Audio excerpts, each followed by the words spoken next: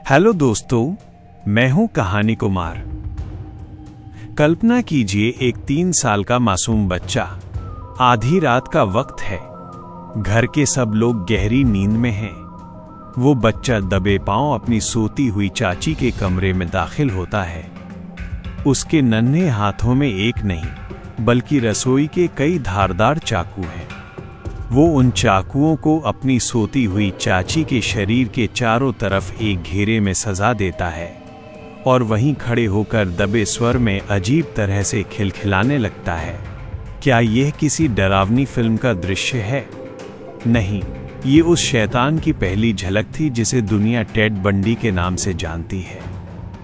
आज हम उस टेड बंडी की बात नहीं करेंगे जिसे आपने अखबारों या पुरानी खबरों में देखा है।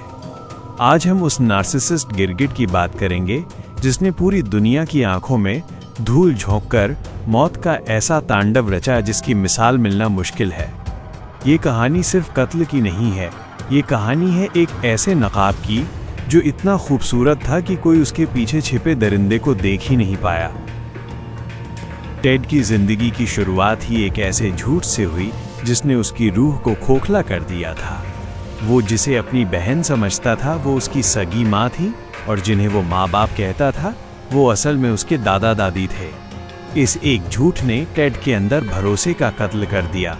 उसे लगने लगा कि अगर उसके अपने उसे धोखा दे सकते हैं तो वो पूरी दुनिया को धोखा दे सकता है। वो आम कातिलों जैसा नहीं था। वो लोगों को पढ़ता था, मनोविज्ञान समझता था और सामाजिक संकेतों की नकल करता था ताकि वो भीड़ का हिस्सा लग सके। वो एक क्लासिक साइकोटिक नार्सिसिस्ट था जिसे लगता था कि वो कानून से ऊपर है। और इस गुरूर की शुरुआत हुई एक नाम से, स्टेफनी ब्रूक्स। स्टेफनी टेड का पहला प्यार थी, लेकिन उसने टेड को ठुकरा दिया। टेड ने इसे अपनी हार नहीं माना बल्कि एक लॉन्ग गेम खेला। उसने 6 साल तक खुद को बदला, कामयाब हुआ और दोबारा स्टेफनी को अपनी मोहब्बत के जाल में फंसाया। जब उसने शादी के लिए प्रपोज किया और स्टेफनी मान गई तो टेड ने उसे बिना बताए छोड़ दिया। ये उसका बदला था। लेकिन असली दहशत तो अब शुरू होने वाली थी, क्योंकि टेड की आने वाली हर शिकार लड़की का चेहरा स्टेफनी से मिलता जुलता था। क्या आप यकीन करेंगे कि एक सीरियल किलर राजनीति में जासूसी कर रहा था?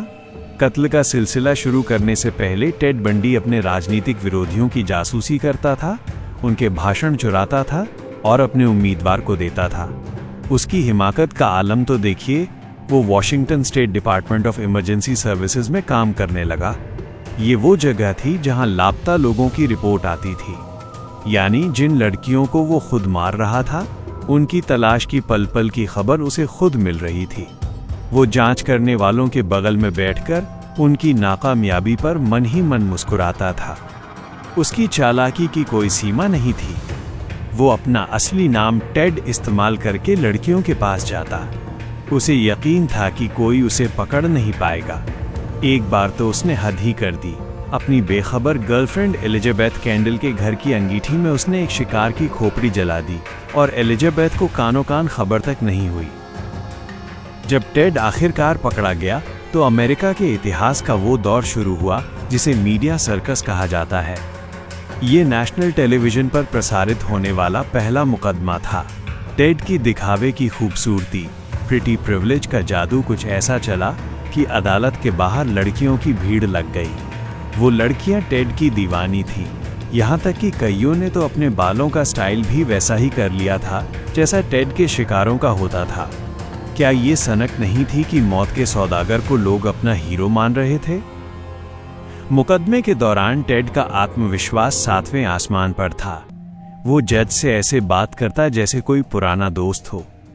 यहाँ तक कि जिस जज ने उसे मौत की सजा सुनाई उसने भी भारी मन से कहा, तुम जैसे होनहार नौजवान को अपनी जिंदगी बर्बाद करते देखना एक त्रासदी है। मैं तुम्हें अपनी अदालत में वकालत करते देखना चाहता था। एक कातिल के लिए जज की ये सहानुभूति बताती है कि टेड का नकाब कितना गहरा और असरदार था। 24 जनवरी 1989 को फ्लोरिडा की इलेक्ट्रिक चेयर पर टेड बंडी का अंत हुआ, लेकिन वो अपने पीछे कई अनुत्तरित सवाल छोड़ गया।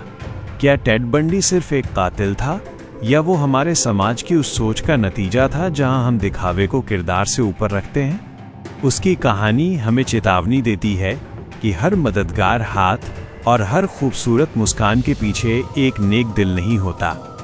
कभी कभी सबसे गहरा अंधेरा सबसे चमकदार रोशनी के ठीक नीचे छिपा होता है।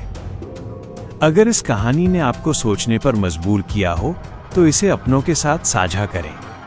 कमेंट्स में बताएं कि क्या आपको लगता है कि टेड बंडी जैसे शातिर अपराधी को पहचानना मुमकिन है? और हाँ, अगली सच्ची और खौफनाक दास्तान के लिए तैयार रहें। अलविदा।